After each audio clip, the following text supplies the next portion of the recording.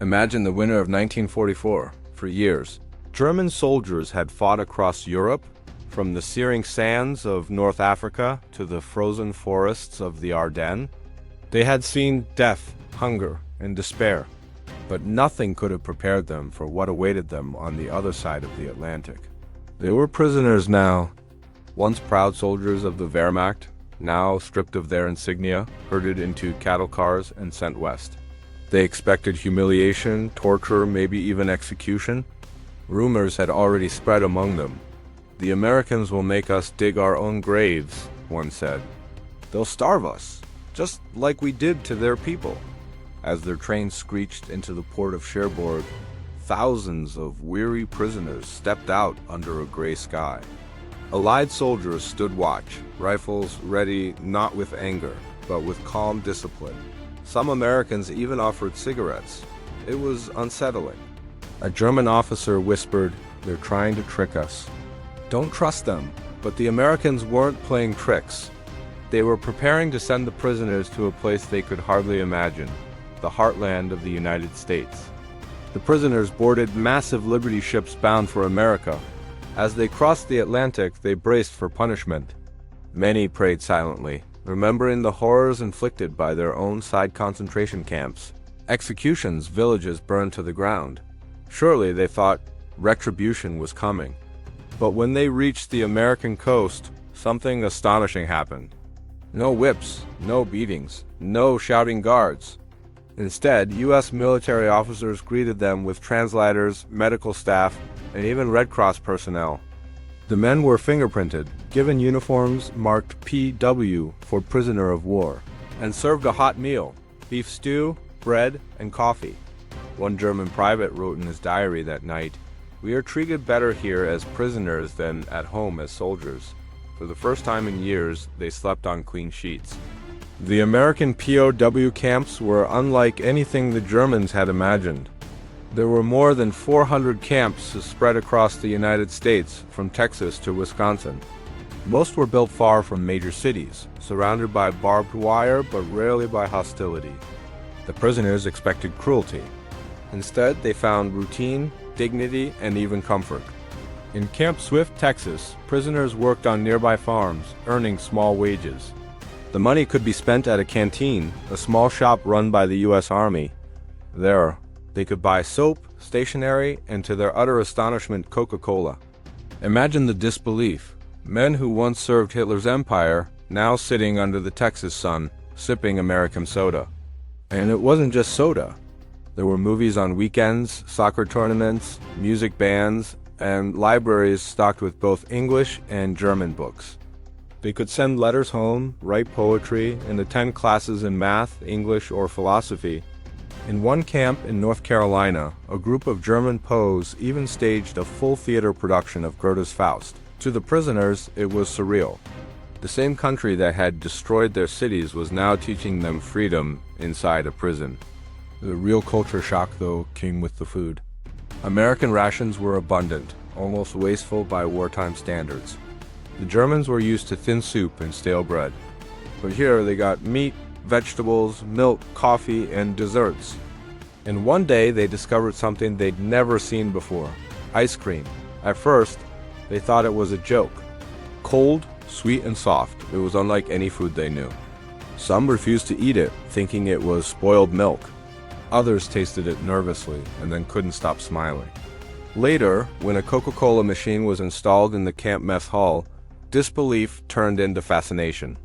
The bubbling drink became a symbol of America, itself strange, sweet, and full of energy. A POW later wrote, "It was not just the taste, it was the idea." Even prisoners could drink the same beverage as the American soldiers. We realized that this country truly believed in equality. But the most haunting part of their experience wasn't the food or the comfort. It was the kindness.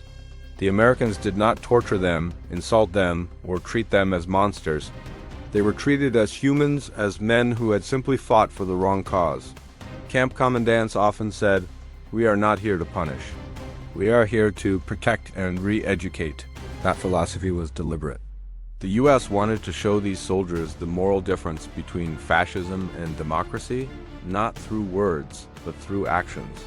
For many prisoners it worked. Letters intercepted by censors revealed their disbelief and admiration. One German sergeant wrote to his wife, "If you could see how the Americans treat us, you would never believe it. They have everything and they share it. Their soldiers laugh, sing, and never fear their officers. Here, men are free." Another wrote, "The greatest weapon America has is not the bomb. It is the idea that every man matters." In 1944, the U.S. launched a secret project called the Special Projects Division. Its goal was to re-educate German POWs through books, lectures, and films, not propaganda, but exposure to the truth. They screened films showing Nazi atrocities. They invited former anti-Nazi Germans to speak about freedom, democracy, and the human cost of dictatorship. At first, many POWs refused to watch, but slowly the truth sank in. The faces in the films, the camps, the mass graves, the children were undeniable. A few broke down in tears. One officer whispered, "I did not know. I did not want to know." Over time, the tone of their letters changed.